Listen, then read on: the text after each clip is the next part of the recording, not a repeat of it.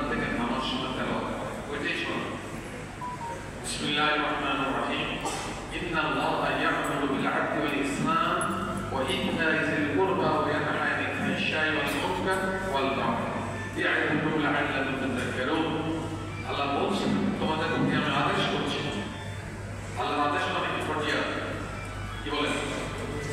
হ্যাঁ, আল্লাহর আদেশ মানে ফরজিয়াত। কি আদেশ করছেন? বিল আদল, তোমরা মানুষের সাথে ন্যায় করার অবলম্বন করো, ইনসাফ করো। মানে ইসলাম, তোমরা মানুষের সাথে সৎ আচরণ করো। আর ইতা'i যিল কুরবা, তোমরা তোমার আত্মীয় স্বজনের হক আদায় করো, কাজ করো। এই তিনটা আদেশ। তিনটা নিষেধ। তিনটা নিষেধের মধ্যে প্রথম নিষেধ হলো অল ফাহশাই, সমাজের সকল ধরনের নির্লজ্জতা থেকে তোমরা দূরে থাকো। ফাহশা আছে না সমাজে? তাই সব শেষ হয়ে গেছে। ওয়াল মুনকার, সমস্ত পাপ কাজ থেকে তোমরা দূরে থাকো। ওয়াল বাগই, সকল সন্ত্রাসী কার্যকলাপ থেকে দূরে থাকো। এটা আদেশ, এটা নিষেধ। কে করেছেন? আল্লাহ করেছেন। এই 54 বছর যদি ধরি পৃথিবীর তামাম দুনিয়ার সকল মসজিদে ইমাম খুতবা দেন, খতিবরা এই নসিহত করেন, সমাজের কিন্তু কোনো ইমপ্লিমেন্টেশন খুব একটা আছে কি না। এর কারণটা মূলত হলো এই তিনটা আদেশ, তিনটা নিষেধের ভিতরে তিনটা নিষেধ পরিপূর্ণভাবে রাষ্ট্র থাকে না। আদেশ তিনটা ব্যক্তিগতভাবে সম্ভব, পসিবল, মানুষের ভালোবাসা করবো, ন্যায় করার অবলম্বন করবো, আত্মীয় স্বজন অবদায় করবো। বাকি তিনটা এটা রাষ্ট্রের কাজ। আমাদের খতিব সাহেব কি পারবেন এখানে একজন মুনকার ব্যক্তিকে আইনে বিচার করতে পারবেন? কি বলেন না পারবেন? একজন চাঁদাবাজ ধরে এনে বিচার করতে পারবেন? অসম্ভব। You don't have any right. রাষ্ট্র তাকে রাইটটা দেয়নি। এটা রাষ্ট্রের কাজ, বুঝতে হবে। কার কাজ? রাষ্ট্র।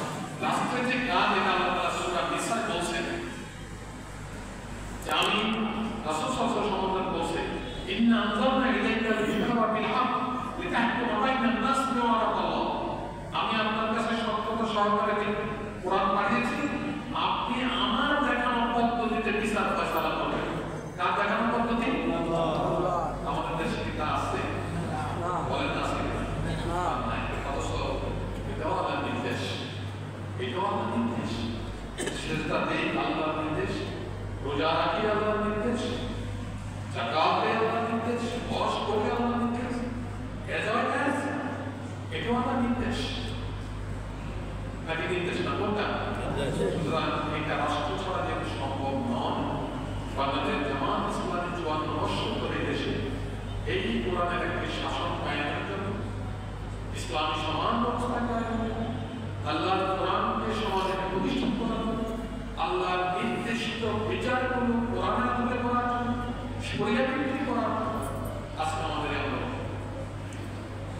সুতরাং আগামী নির্বাচন আমরা মনে করি যে এটা কি বলে কোরআনকে পার্লামেন্ট থেকে পড়াইতে মন চায় না। ইসলামী সমাজ ব্যবস্থা তৈরি কি আমরা দেখতে চাই না। সুতরাং আগামী এই নির্বাচন আমরা আমাদের জামাত ইসলামী যারা ইসলাম প্রতিষ্ঠার জন্য সমাজে কাজ করছে তাদের পক্ষে রাখি। দাবিটা বলতে কোরআনের পার্লামেন্ট তৈরি বা আদারওয়াইজ শেষ একটা আয়াত সময় খুব লোভনীয় আয়াত আমার জন্য আমি এটা দিয়েছি। আল্লাহ বলছেন, মান ইয়াশফা শাফাআতান হাসানাতান ইয়াকুল লাহু নাসিবুম মিনহা ওয়া মান ইয়াশফা শাফাআতান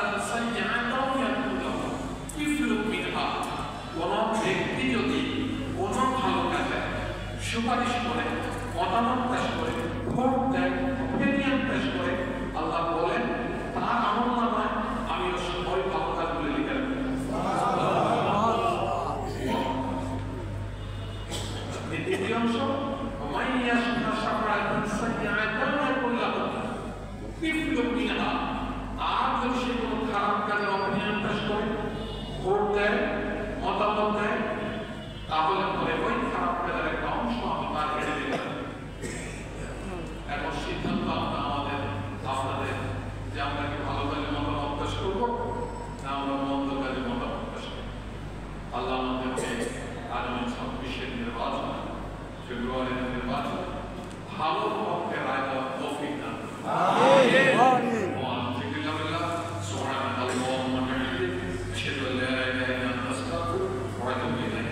একটু বেশি সময় নিলাম